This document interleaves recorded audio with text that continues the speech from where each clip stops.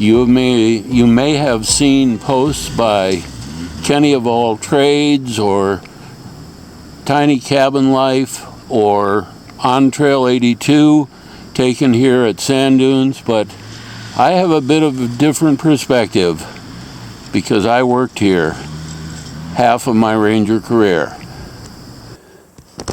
The Legend of the Lost Sand Dunes Gold is brought to you by Iverson Snowshoes. Not that they gave or paid anything, but because they have been my snowshoes of choice for the past 2 years. I have 9 pair of snowshoes, 3 active pair, 3 reserve pair, 1 pair that's my wife's, and 2 that are decorative now, but were the first snowshoes I got.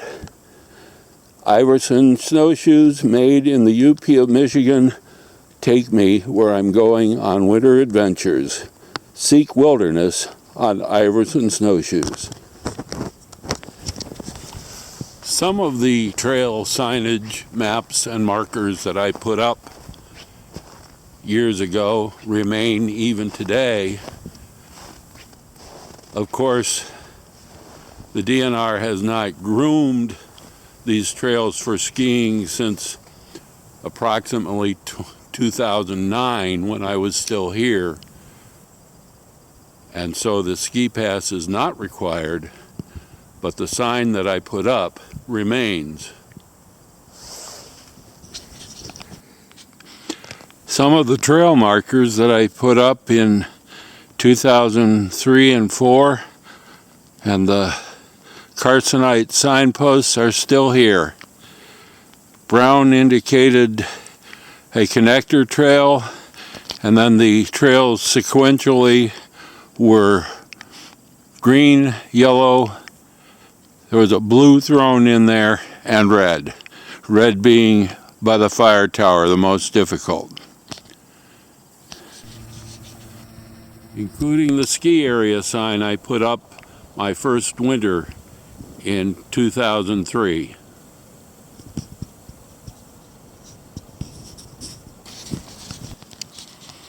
I've always had a fondness for this sign, which is directly adjacent the ski trails,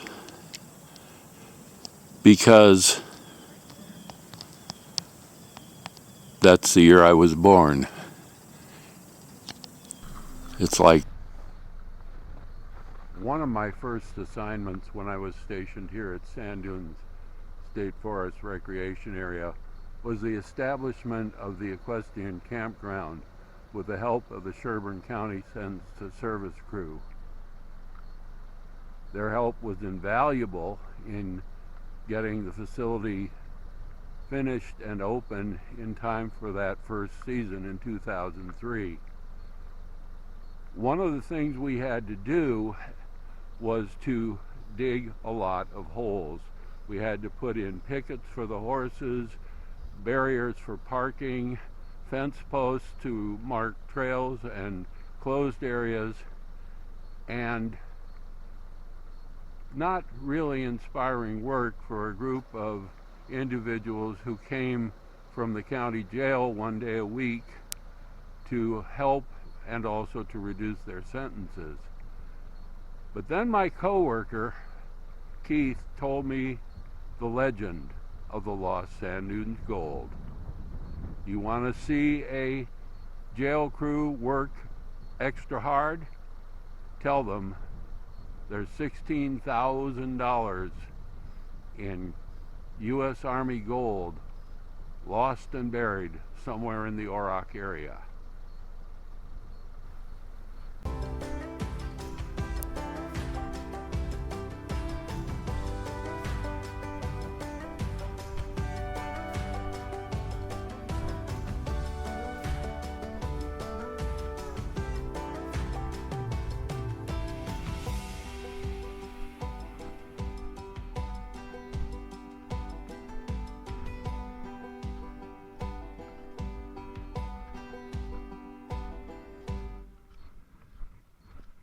The story of the Sand Dunes Gold started in 1862 during the Dakota uprising.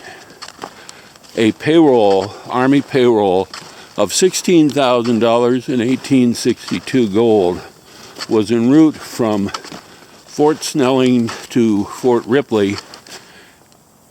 And somewhere in this Orrock area, they were either set upon by Dakota warriors or diverted to Mankato to assist in a action there. And the paymaster and one trooper were told to bury the payroll in a place where it could be found later. Unfortunately, somewhere along the way, both the trooper and the paymaster were killed, and when the Army came back to look for the gold, there had been a wildfire that swept through the area, and no distinguishable landmarks could be found. So somewhere out here in this area, there's a $16,000 gold payroll alleged to be hidden, and of course people have been looking for it for 150 years and it hasn't been located yet. But if you want to get a sentenced service crew to dig holes fast, tell them there's gold buried out there in that forest somewhere.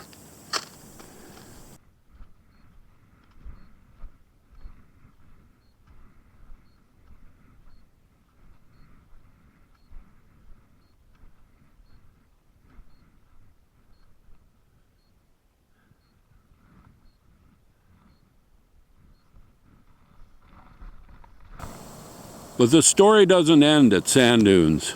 There's more. Possibly much more.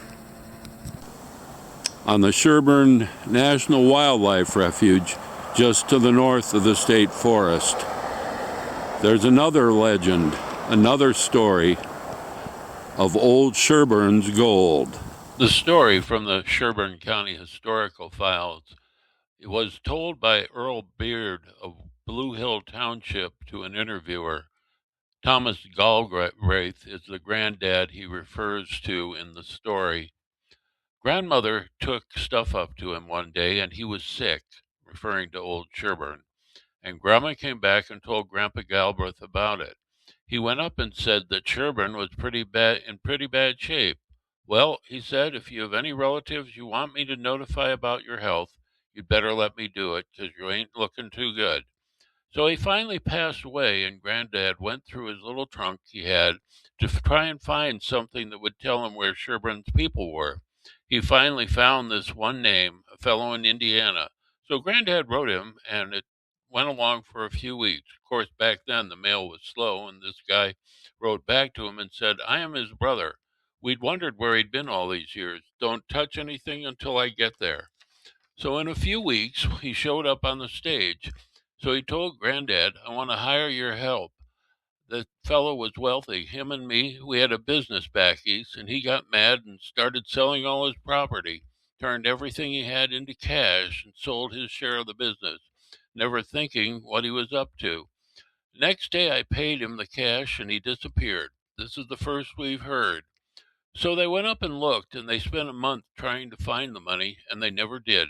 So it's all up there on the mound. It's in gold, whatever he had. At the time, the old fellow came back and said he was worth about 20 or 40,000 in gold coins. I don't know if they've got any records of it anymore, but that's the story that's been handed down in our family. I hope you've enjoyed our excursion to Sand Dunes State Forest. It's a great place for snowshoeing and cross-country skiing if you don't mind breaking your own trail.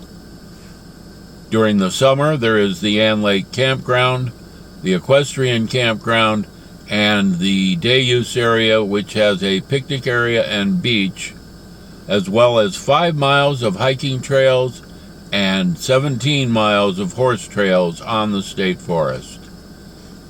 Please remember that Sand Dune State Forest and the Sherburne National Wildlife Refuge are both public lands, but they do require permission from the agencies that manage them, the Minnesota Department of Natural Resources and the U.S. Fish and Wildlife Service, to do any sort of metal detection or treasure hunting on their land.